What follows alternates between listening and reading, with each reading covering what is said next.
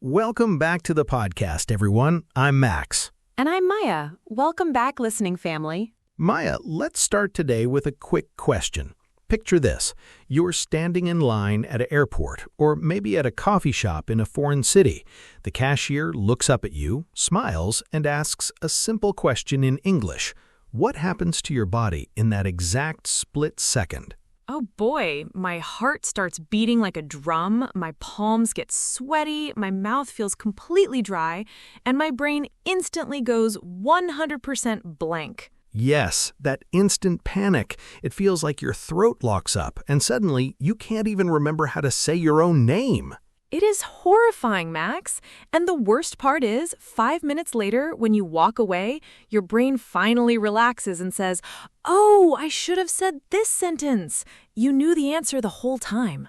That right there is the silent nightmare millions of English learners live through every single day. They spend months studying grammar. They memorize thousands of vocabulary words. But the moment they have to actually open their mouth and speak to another human being, fear takes over. And it makes you feel so small, doesn't it? You start thinking, what if they laugh at me? What if my accent sounds stupid?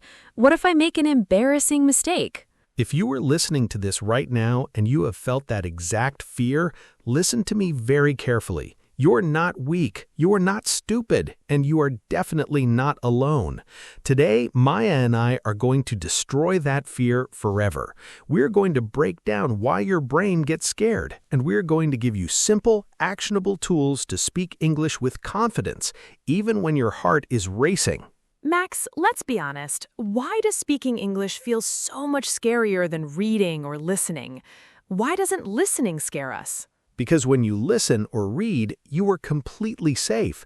Nobody can see inside your brain while you listen to this podcast. There is zero risk.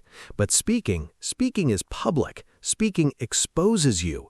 When you speak English, your brain feels like it is standing naked on a stage under a bright spotlight. Your brain protects you from dangerous things. And right now, your brain thinks making a mistake in English is a danger to your survival. Wow, so my brain treats a grammar mistake like a tiger attacking me in the jungle? Literally, yes. Biologically, your body releases adrenaline. That's why your heart races and your voice shakes. Your brain is trying to save you from social embarrassment. That makes so much sense. But Max, how do we stop our brain from panicking? First, by killing the biggest lie in language learning. What lie? The lie that you must be fearless before you can speak.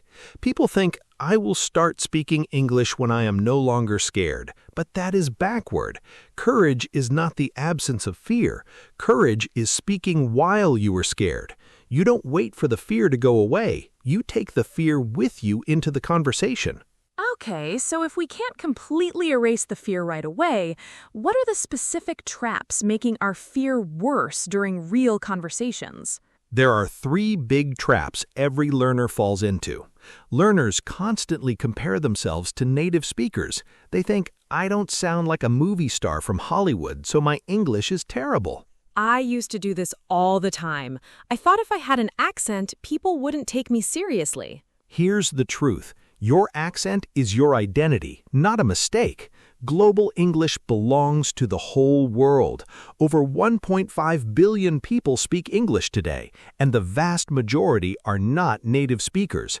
Nobody expects you to sound like you were born in California. They just want to understand your message. What's the second trap? Living with a grammar referee inside your mind. When you try to speak, you pause every 2 seconds to check, is this past tense? Did I use in or on? Is my verb correct? It slows everything down until the other person looks bored or confused. Exactly. Fluency is about flow, not perfection.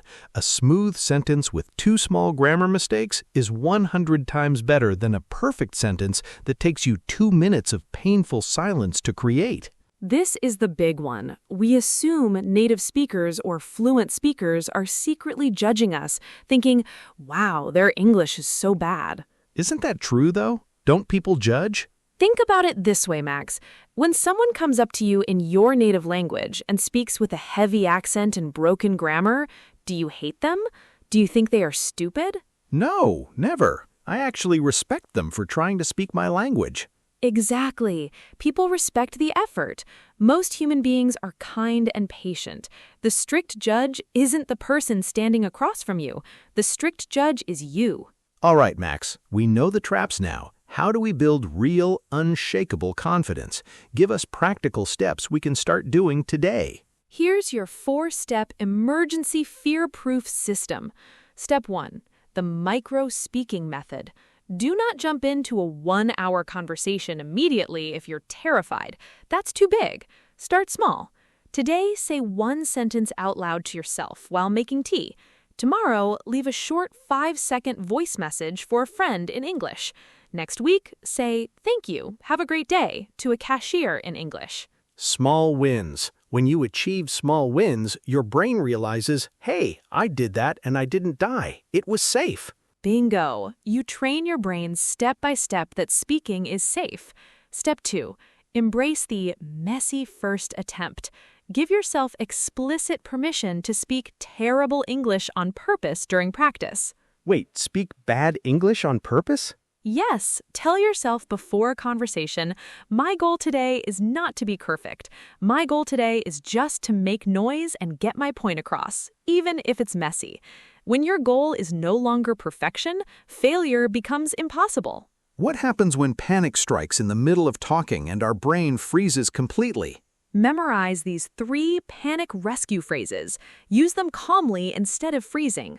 1. Sorry, my brain needs a second to catch up. 2. How do you say that word again? 3. Let me rephrase that simply. Oh, those are so good. They break the tension instantly and they buy your brain precious time to think without feeling awkward. Step 4. Lower the speed limit. When people get nervous, they try to speak faster because they want the scary moment to be over quickly. But speaking fast causes mistakes, which causes more panic. So we should force ourselves to slow down. Slow down by 50%. Pause between ideas. Confident speakers take their time. Deep breath, slow words, clear delivery. Max, this completely changes how I view English practice. It's not about passing a test, it's about giving yourself grace. Exactly, Maya. Every mistake you make is proof that you were trying. Every time your voice trembles but you speak anyway, you are building courage. Courage is a muscle. It only grows when you push against discomfort. Think about where you could be 1 year from today if you stop letting fear run the show. Imagine speaking freely, making new international friends, and opening new career opportunities. The door to that future is unlocked. You just have to be willing to step through it with a little bit of fear in your pocket. Let's do a quick recap of today's strategy. 1. Accept the fear. Courage is speaking with fear, not waiting for it to vanish. 2. Forget perfection. Focus on clear communication, not strict grammar rules. 3. Use panic phrases. Keep natural reset phrases ready when your brain freezes. 4. Slow down. Speak at half speed to keep control of your thoughts. Now it's time for your daily challenge. We want to hear from you right now in the comment section below. Finish this simple sentence. Next time I feel scared to speak English, I will... Write your answer in simple English. Don't worry about mistakes, just leave your comment. If this video helped you today, hit that like button, subscribe to the channel for more weekly practice, and share this with a friend who needs a boost of confidence. You've got this. We believe in you. See you in the next episode. Keep practicing, stay brave, and keep speaking. Goodbye.